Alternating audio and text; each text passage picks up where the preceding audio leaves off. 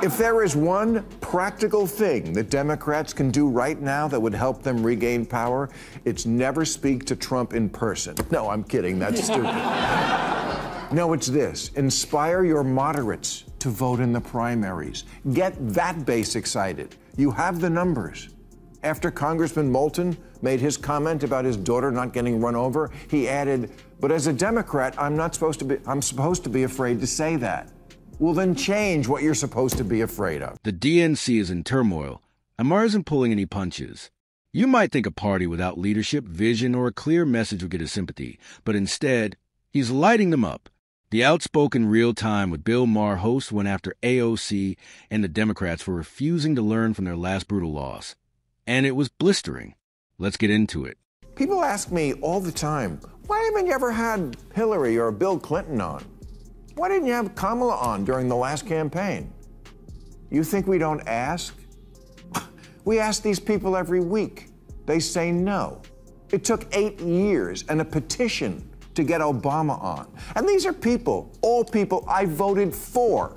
Think about that. They're afraid to come on the show of a guy who voted for them. Maher opened by expressing frustration that the very party he's backed with his vote, his money, and his influence has pushed him aside for years. Even though he's been one of their most visible cultural allies, they've continually steered clear of his platform. He's extended invitations time and again for them to appear on Real Time with Bill Maher. Still, they never accept. Why? Because they fear tough questions and can't defend their shaky positions against real challenges. Rather than engaging in honest debate, they retreat into an echo chamber, reinforcing Maher's argument that the left has become weak, insecure, and intellectually complacent. But what about Republicans? Are they just as afraid? They show up. And when they do, they take their beating like a man. You went down to Mar-a-Lago and kissed his after that. Oh, bullshit. When the Mueller report came out, I feel like you mischaracterized it, and I feel that was shady. But you campaigned for election deniers in 2022. This I do not forgive. The Republicans, including you, January 6th, etc., are the ones who are no longer willing to play by the rules of democracy. It's Amendment 22, no person shall be elected to the office of the president more than twice. And yet you keep talking about Trump's maybe you should have this. Here, Of course, Republicans have delivered their share of comebacks. Some sharp, others awkward. That probably hit Maher directly. But that's not the focus here. The real takeaway is that whether they win or lose, Republicans actually show up. They sit across from Maher, take the criticism, and stay in the debate even when their arguments are weak or unrefined. That readiness to step into the spotlight despite the risk of stumbling shows a degree of toughness and accountability. Unlike the Democrats, they don't retreat to comfort zones. They confront the challenge, and that alone says a lot. I'd love to have AOC on the show, and Mandami and Elizabeth Warren, but I can't subpoena the guests. And I can't fix that what the Democrats are scared of more than anything else, I mean, obviously besides gluten, is being primaried from the far left, even though most Democrats are not far left. They're mild-mannered and moderate, at least at my bathhouse. It's no secret that the far left is steering the woke agenda. What's truly concerning, though, is how much louder and more dominant they become than the Democratic Party itself. Rather than standing on principle, the party caves and caters to every demand, no matter how extreme. It's as if the Democratic National Committee has given up its backbone, choosing appeasement over real leadership. The result is a hollow institution, more focused on satisfying the loudest activists than representing the broader American public. What the party truly needs isn't another figurehead yielding to the mob, but a leader with the courage and conviction to finally draw the line and push back against a far-left grip. Even though most Democrats are not far left, they're mild-mannered and moderate, at least at my bathhouse. If there is one practical thing that Democrats can do right now that would help them regain power, it's never speak to Trump in person. No, I'm kidding. That's stupid. After Congressman Moulton made his comment about his daughter not getting run over, he added, "But as a Democrat, I'm supposed to be afraid to say that." Well, then change what you're supposed to be afraid of. What Bill Maher highlights couldn't be more on point. In recent years, Many moderates within the Democratic Party have quietly shifted toward the political center or even leaned right. These are individuals who once proudly identified as Democrats, but now feel pushed aside by a party increasingly controlled by the far-left agenda. The reality is, many of them would gladly return if the Democratic National Committee showed the courage to break, even partially, from the ideological hold of the woke fringe. Instead of reclaiming balance, the party treads lightly around the far left, as if walking on eggshells, terrified of the backlash and censorship that come with resistance. Until the DNC chooses to sever itself from this extremism, moderates will remain distant, leaving the party stuck in a cycle of appeasement and fear-based politics. That he would have the power and influence to be able to, usher in socialism? He definitely has the power and influence to elect J.D. Vance or whoever is the Republican candidate next time. It is a walking commercial for the Republican Party nationally. I think the Republicans are going to... When you let the Democrat socialists, and now they're actually calling themselves socialists, when you let them take over a major American city, this is what you get. So let's lay this out plainly. Bill Maher's point is that if the Democratic Party were to put Zoran Mani forward as their frontrunner for the 2028 elections, they'd essentially be handing the win to J.D. Vance without a fight. Maher contends that Mani's brand of woke socialist policies might resonate with Gen Z voters, who often favor radical change and progressive ideas. The issue, however, is generational math. While Gen Z is on the rise, they're not the largest force at the polls. Millennials, Gen X, and especially baby boomers still hold the majority, and Maher argues that Mani's rhetoric won't appeal to them. If anything, it could push them away. The bottom line is clear.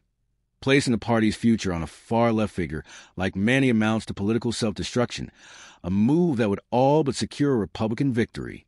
If you're engaging with a psycho who all they care about is controlling you, they're very good at diagnosing problems. Yeah. They're very good at figuring out what your weak points are. And that's, I would argue, what a lot of these people are doing. That's right. They recognize that if you can focus on these problems, then you can, use that dissatisfaction to gain power for yourself. Right. To me, Mani isn't offering real leadership. He's capitalizing on frustration. He seizes on genuine flaws in the system, not to repair them, but to weaponize them, stoking anger and resentment. Rather than putting forward thoughtful, workable solutions, his rhetoric only deepens the very problems he claims to oppose. It's a familiar tactic. Assign blame, stir emotions, but never deliver results. And let's be honest, socialism, no matter how well packaged, has never produced prosperity anywhere it's been implemented. Yet many young voters, who haven't lived through or studied its failures, are swept up by Mani's promises. They hear ideals dressed as progress, but overlook the serious consequences. Economic stagnation, loss of freedoms, and greater division. Mani isn't guiding a movement toward solutions. He's selling a fantasy that history has shown to be dangerous. While the youth applaud without asking the hard questions. This must be horrible for a guy like you, who you spent your whole life talking about how government tries to do too much, which it does, and spends too much. And here you have Trump, who is the Republican, who is aggrandizing more power than anybody, as we just talked about. And on the other side, you have the guy running in New York, Mandami, right? Okay, who's like a straight-up communist. I mean, he is. He talks about, the things that communists say. I mean, he wants free grocery stores, free buses. I want him to win. You want him to win? Yeah. I think every 20 years or so. Wait. We need every 20 years or so, we need a conspicuous, confined experiment with socialism so we can crack it up again. While some of us have studied history and know exactly what socialism leaves in its wake, we're not eager to repeat those mistakes. So, no, we're certainly not hoping for Mani's victory. Quite the opposite. Our hope is that more Democrats wake up before it's too late and see the damage his leadership would cause if he ever gained power. The warning signs are already in plain sight. Policies that sound promising in theory but collapse in practice. Promises that stir emotions yet erode the core of a strong economy and a free society. What we're really hoping for is clarity. Clarity for voters to look past the slogans and polished rhetoric, to grasp the long-term harm hidden in Mani's platform.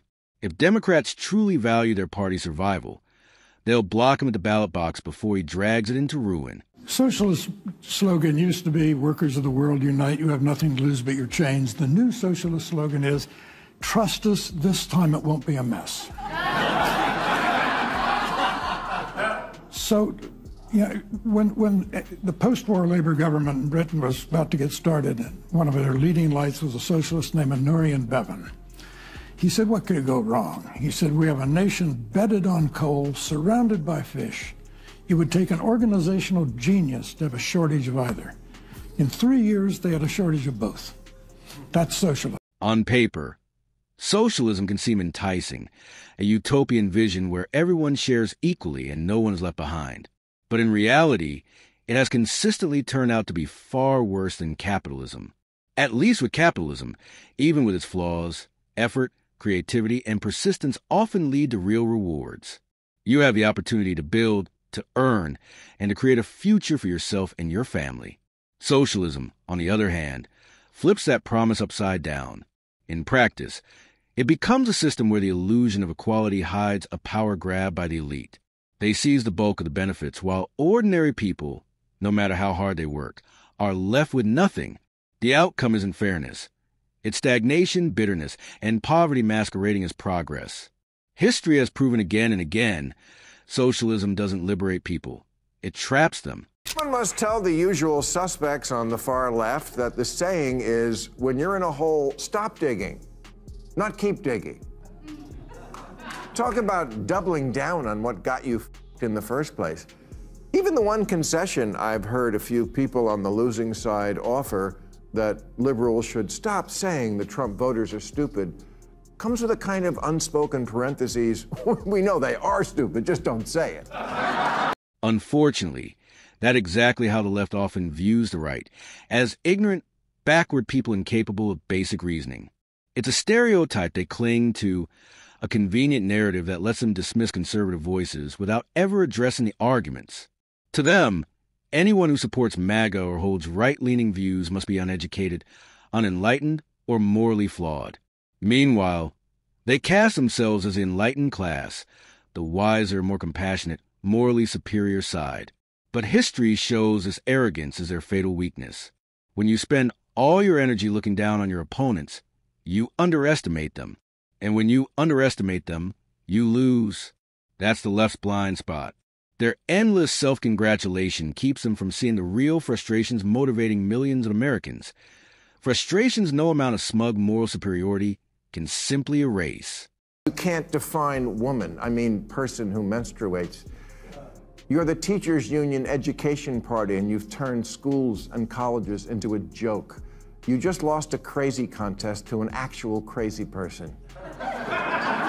You love to speak truth to power, and we always should, but you have completely lost the ability to speak truth to bullshit.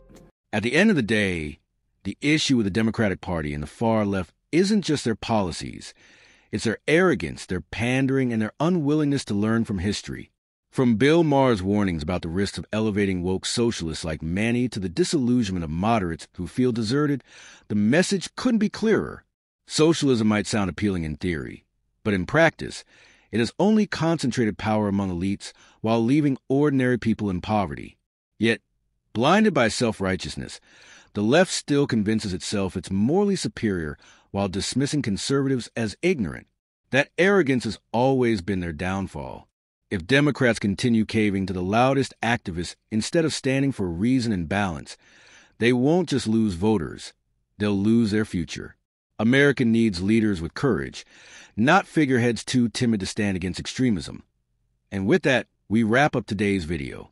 If you enjoyed this fiery commentary, don't forget to hit like and subscribe for more content like this.